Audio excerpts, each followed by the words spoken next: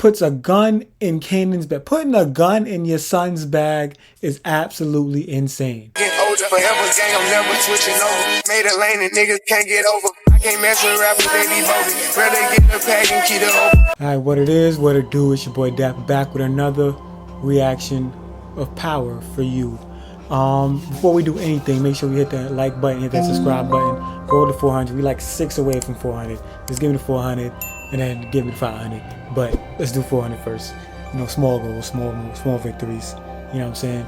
But yeah, let's hop into it. All right, cool. So we have Kanan. So let's get into it. We had a rather busy episode, man. A lot went on. You know, things changed between people's relationships changed. Good episode, man. Probably the best episode of the season thus far. You know what I'm saying? In my opinion. We got Kanan on the screen. Let's start with Kanan. So, boom, we see Kanan. Business is moving, you know what I'm saying? I don't know if it's booming, but it's moving, you know what I'm saying? It's got its hiccups, you know what I'm saying? And we start the episode off, we see his homie, Javon, courier dude. Yeah, he had to get Lou to get him out of jail. You know what I'm saying? But small hiccups for what? You know what I'm saying? And we see that, you know, the guy he's initially with, Paul, I think his name is Paul, he, you know, is having issues with his own money. He's like, yo, look, the kids are doing so much work for you, make so much money with you, they don't want to work for me on a regular tip. And Kanan's assuring him like, you know what I'm saying, don't worry about that, man. We gonna be good, alright? We gonna be good. You know what I'm saying? Just don't worry about that. Here's something for your troubles. You know what I'm saying? By the way, I hate Kanan's accent this season. I feel like he's trying too hard. I feel like last season he kind of got it. Like he was closer, and this season he's like trying too hard. But either way, yeah, so he's basically, you know, trying to get that up and running. He got famous running your business, you know what I'm saying?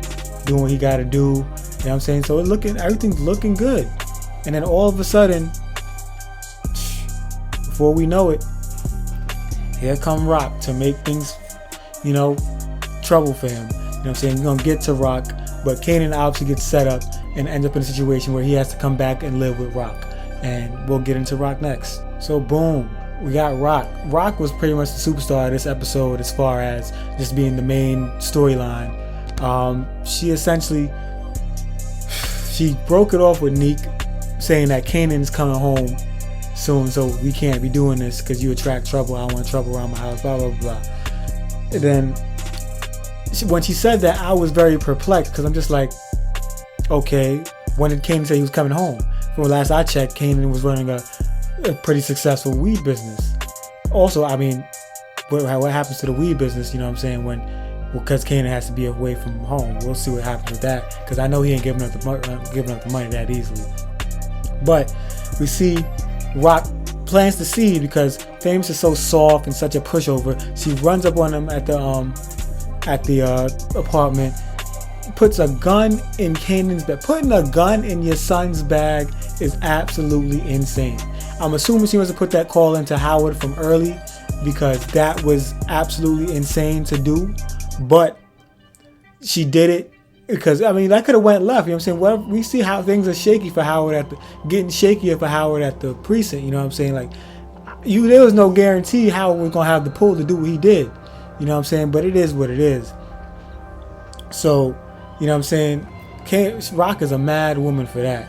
OD, just to get Kanan to come home when he's not even going to want to be home. But beyond that, she bought the Southside Plaza trying to wash the money or whatever the case may be. But obviously the police are there and they are tailing her hard. The feds are tailing her, the police know that, so they're tailing her hard. They're letting her know we're going to be around, so on and so forth. So she's keen on that. You know what I'm saying? And so Rock has a lot going on because Rock is obviously trying to escape the game, trying to go back to being, you know, Mom of the Year. But at the same time, it's kind of like, yeah, like you got stuff going on that, you know, it's probably going to be bigger and not allow you to be Mom of the Year anyway. So you might as well left Kanan alone because he's going to end up where he's going to end up regardless. But, hey, neither here nor there. I'm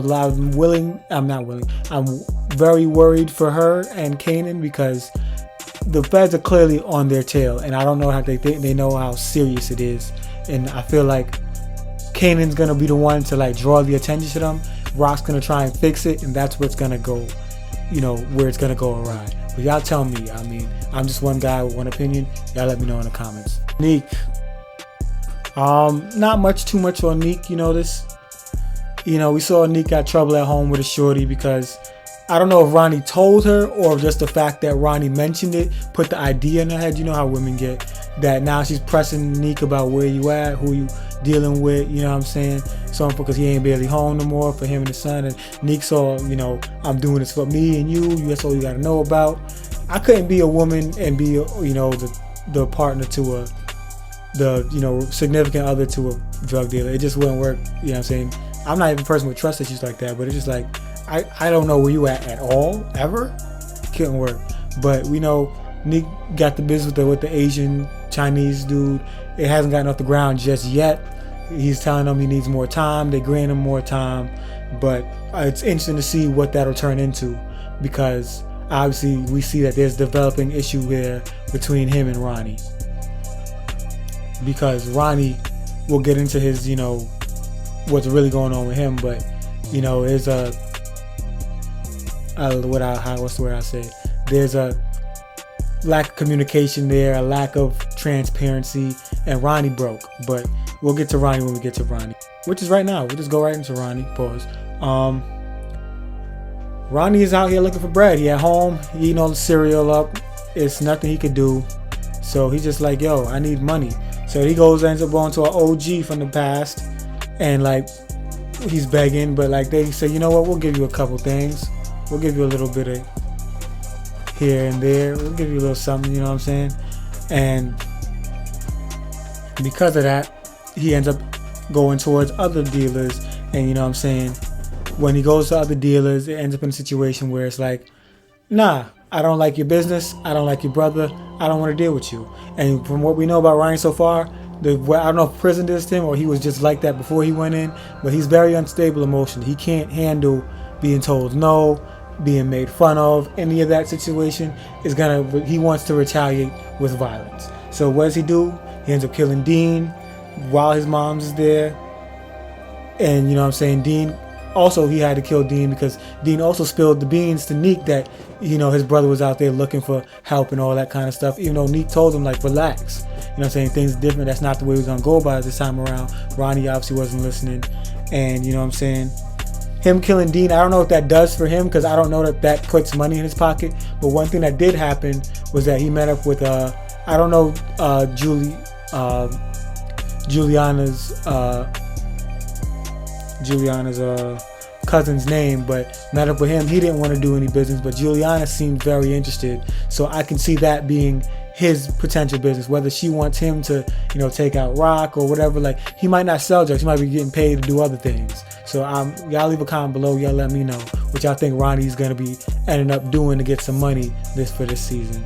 All right, Malcolm Howard, small episode for him, but these very important pieces. I think we see that there's nothing wrong with his job per se.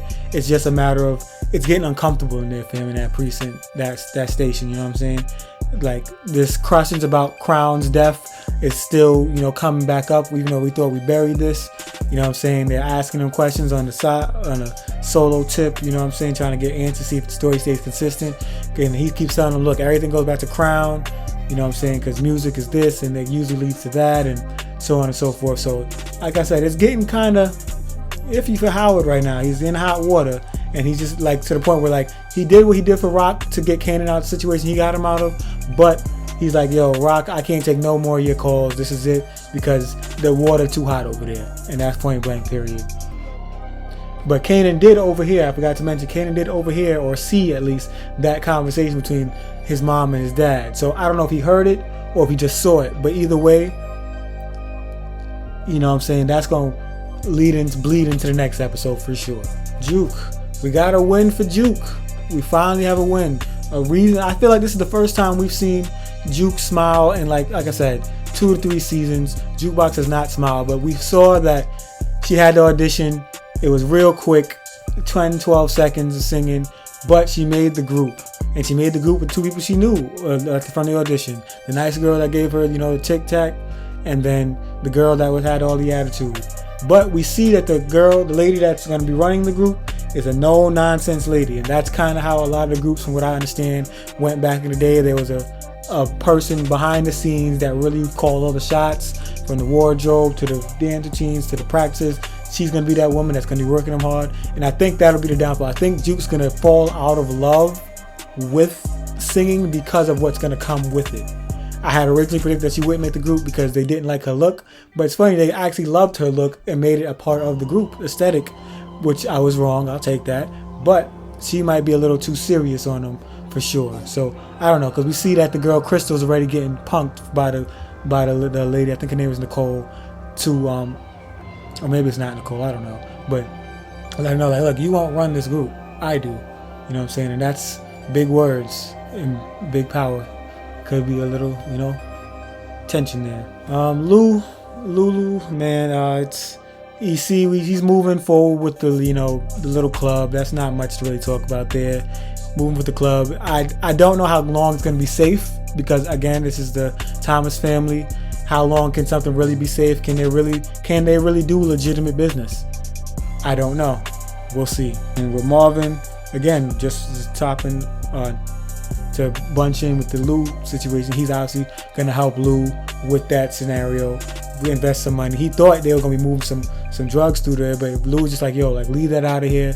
I just want to do regular music stuff. And Marvin's like, how are we gonna make the money? He's like, yo, like the railway, like off the door, off the drinks, things of that nature. And he's like, all right. So I'm wondering how long they're gonna see this through without contaminating you with the family business. You know what I'm saying? And last and least, the worst friend you could ever have, Famous. There's no reason. You're such a pushover, bro. It's your apartment. You don't want nobody in there. Don't put nobody in there. And on top of that, like, all right, cool. You saw her put the gun in Kanan bag. Cool. You're not going to tell your bro that his bag got a gun in it, or take it out for bro and just be like, nah, I can't let her do that. You know what I'm saying? Like, you sat there and let that happen. That's crazy. When Kanan find out, he going to whoop his ass for sure. But with that being said, we reached another power review. It was a great episode. I enjoyed it. Hope y'all did too. Remember to like, comment if you have anything to say. You know what I'm saying? There's a couple scenarios I wasn't sure about, so maybe y'all are sure about, or maybe there's things I missed. Put it in the comments below. Hit that subscribe button for sure. Road to 400. We're 6 away from 400. Help a brother out. And after that, we're on the road to 500. So with that being the case, I'll see you guys next episode.